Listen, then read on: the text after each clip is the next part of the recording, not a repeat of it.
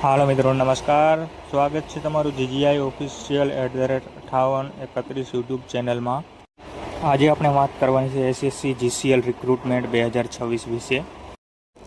Total vacancy 12,256 બહાર પાડવામાં આવી છે. તેના માટેનું ઓફિશિયલ નોટિફિકેશન પણ જારી કરી દેવામાં આવ્યું છે અને અરજીઓ પણ મંગાવવામાં આવેલ છે. તેના વિશે આગળ વાત કરીશું.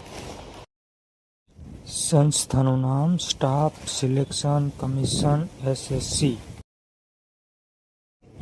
પોસ્ટની વાત કરીએ તો કોમ્બિનેટ ગ્રેજ્યુએટ લેવલ CGL. કુલ જગ્યાઓ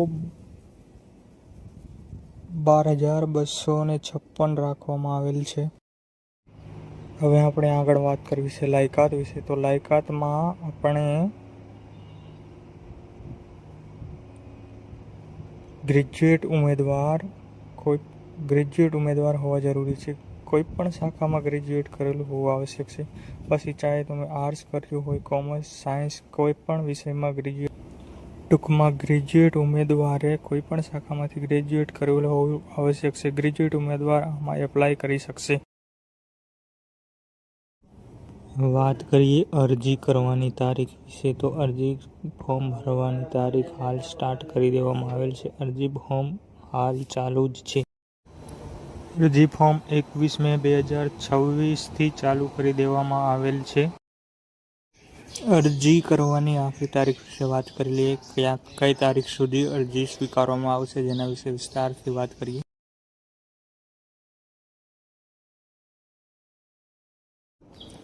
અરજી કરવાની આખરી તારીખ 22/6/2026. અરજી ફોર્મ ભરવાનો સમય મર્યાદા ઘણી બધી કહેવાય. વાત કરી લઈએ ઉંમર મર્યાદા વિશે. કઈથી કયા સુધીના ઉમેદવારો આમાં એપ્લાય કરી શકે તેના વિશે. 18 થી લઈને 32 વર્ષના દરેક ઉમેદવાર આ અરજી કરવાને યોગ્ય ગણાય છે. 18 થી 32 વર્ષનો ઉમેદવાર જ આમાં અરજી કરી શકશે. વાત કરી લઈએ અરજી ફી અંગે. અરજી ફી કઈ મુજબ રહેલ છે તેના માટે અલગ અલગ વર્ગ અનુસાર અલગ અલગ અરજી ફી રાખેલ છે.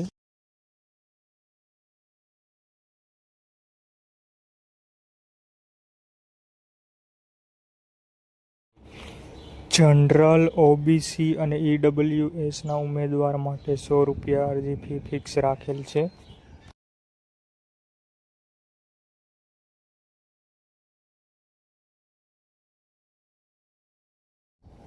એસસી, એસટી, પીડબ્લ્યુડી, મહિલાઓ તથા એક્સ આર્મી મેન માટે કોઈ પણ ફી રાખવામાં આવેલ નથી.